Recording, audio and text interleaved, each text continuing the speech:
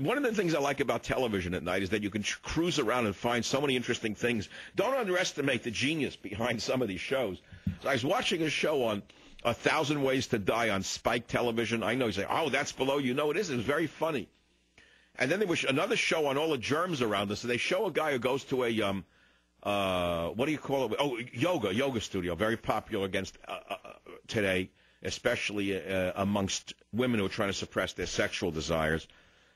They get into yoga for some reason. I don't know if it works. Allegedly it does. But nevertheless, they show a guy going into a yoga studio, and then they do a microscopic zoom into the yoga mat that he's on, and they show the sweat coming off his body from the yoga. I didn't even know you sweat during yoga. I don't understand that part of it, but I don't like sweating when I exercise. I think it's very unhealthy. So they show the guy sweating while performing yoga on a mat with the foot up in the air and the this and the that.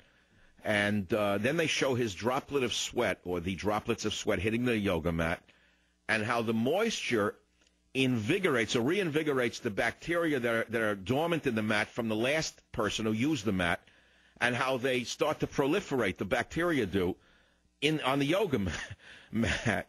And it's true, I don't like gyms at all, whether it's yoga or...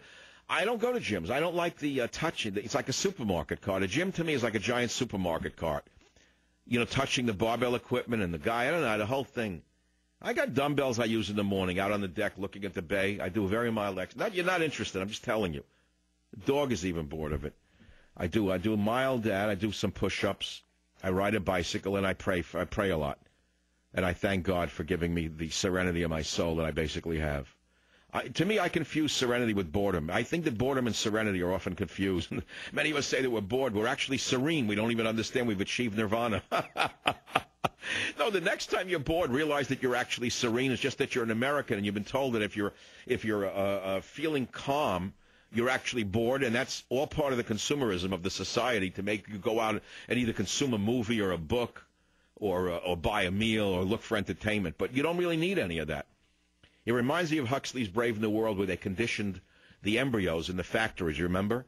Where they take the embryos and then they raise them as little babies, and then they condition them to reject pictures of the countryside. They give them mild electric shocks in Brave New World, and then the observer says, well, why are they giving the little babies electric shocks as they're crawling towards a picture of the great outdoors?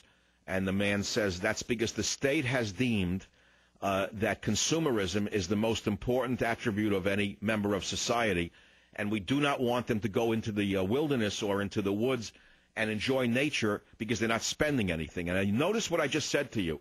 How many of you go out into the outdoors today without buying hundreds, if not thousands of dollars worth of consumer gear? How many of you still walk in nature without having purchased some garbage? None of you. See, I don't even go in the woods anymore. I used to love going to the mountains above Lake Tahoe in the winter. I used to like to go there in a blizzard or a near blizzard condition, and I would walk. I mean, not to die or anything. I won't go there anymore. I don't like ski-doos. I can't stand noise. Why would I go out there to listen to some moron shooting by on an outboard motor?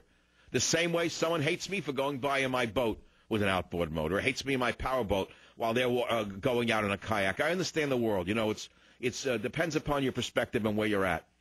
Nevertheless, the fact of the matter is you do not go into the wilderness anymore without gear. And that is because you become a perfect consumer of things. Look at all of these stores, the sporting goods stores, the climbing, rock climbing. You have to buy things to climb a rock. You have to buy things, to go for a nature hike. You have to buy things to hike. Why? Because you're the perfect consumer. You see how it works?